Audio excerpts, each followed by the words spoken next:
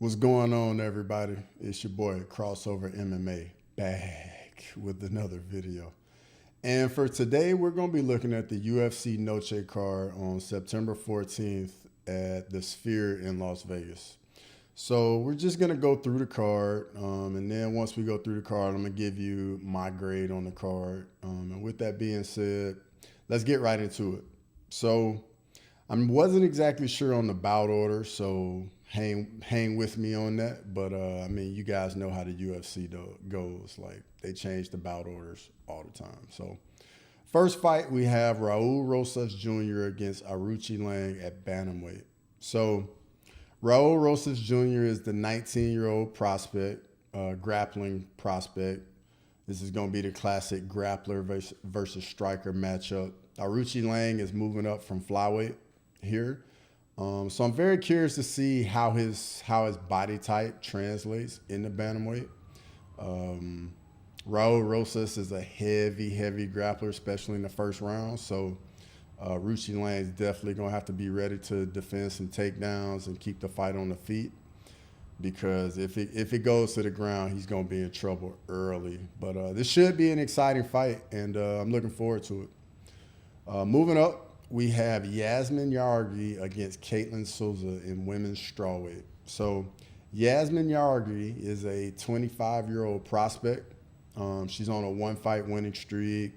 Ketlen Souza is a 28-year-old prospect as well, and she's on a one-fight winning streak. So it should be an exciting little fight between some young prospects, you know, who can use this fight as a springboard in their career.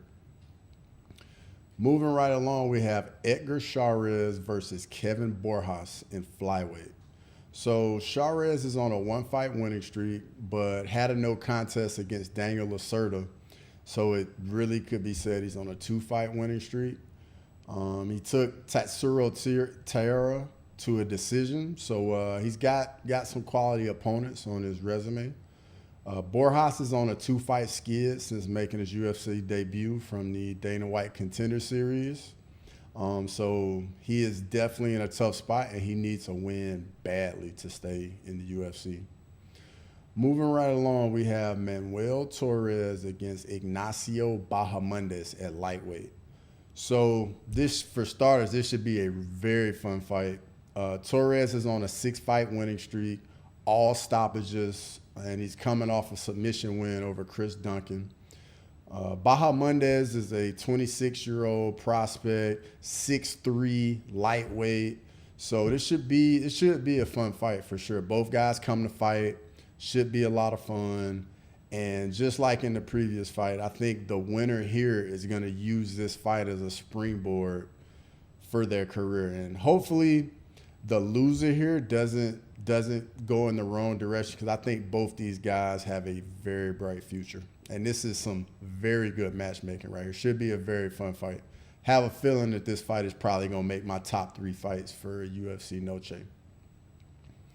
Moving up, we have Irene Aldana versus Norma Dumont at women's bantamweight. So this is a top 10 matchup at women's bantamweight. Aldana's on a one-fight winning streak. She's coming off an absolute war with Carol Rosa.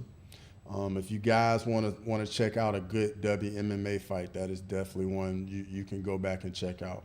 Norma Dumont is on a 4-fight winning streak.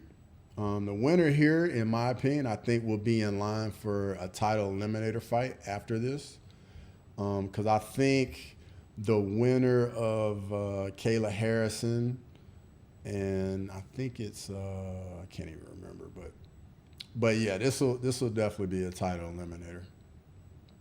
Moving right along, we have Ronaldo Rodriguez versus Osbourne at flyweight.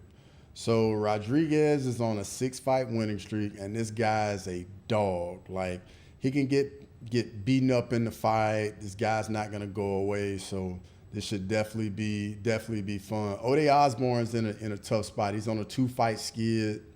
He needs to win badly to stay in the UFC. So you're gonna have a guy that's like fighting for his career, and you know, should make for a very good fight. Moving up, we have Daniel Zellhuber against Esteban Ribovics at lightweight. And this should be another really fun fight. Very good matchmaking. Zellhuber is 25. He's 6'1" on a 3-fight winning streak. Ribovics is 28 and is on a 2-fight winning streak. Two young and up-and-coming fighters, and this should be a lot of fun. Especially Ribovics, like he just marches forward, and definitely comes a fight. It should be a lot of fun right here, a lot of fun.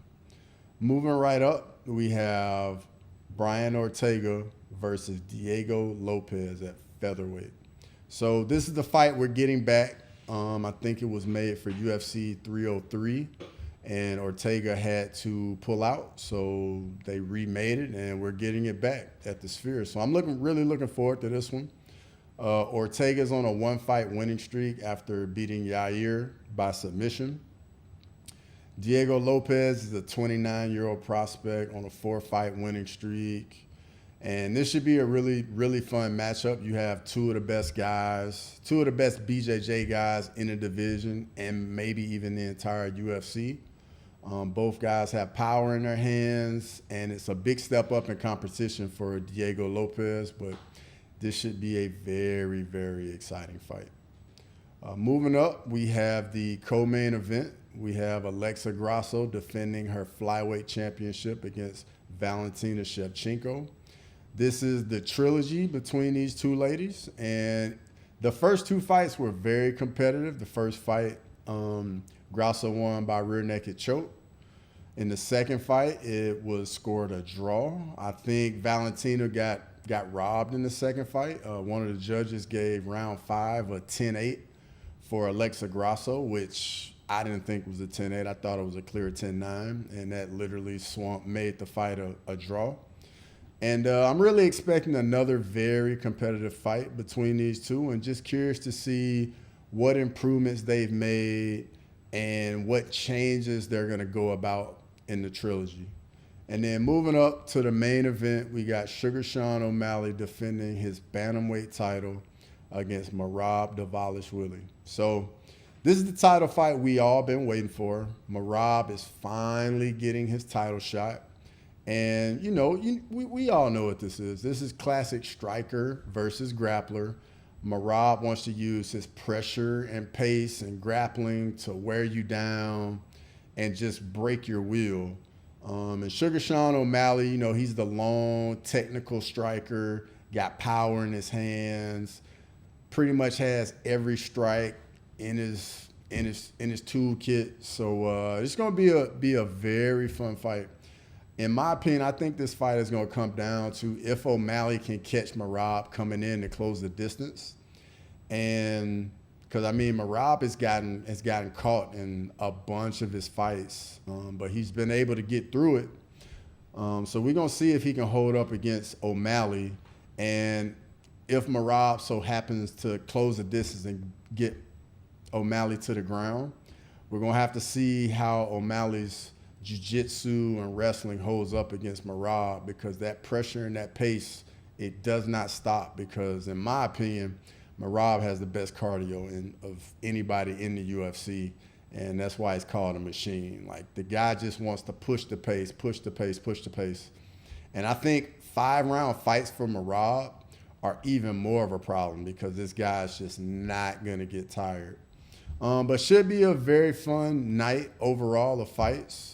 But my grade for UFC Noche, I'm going to give it a C. It's only got 10 fights on the card. In my opinion, I think we have 4 really good fights, in my opinion. I think it needs one more banger of a fight. But that's pretty much my grade. Let me know what you guys think. Don't be afraid to comment, like, subscribe, and until next time.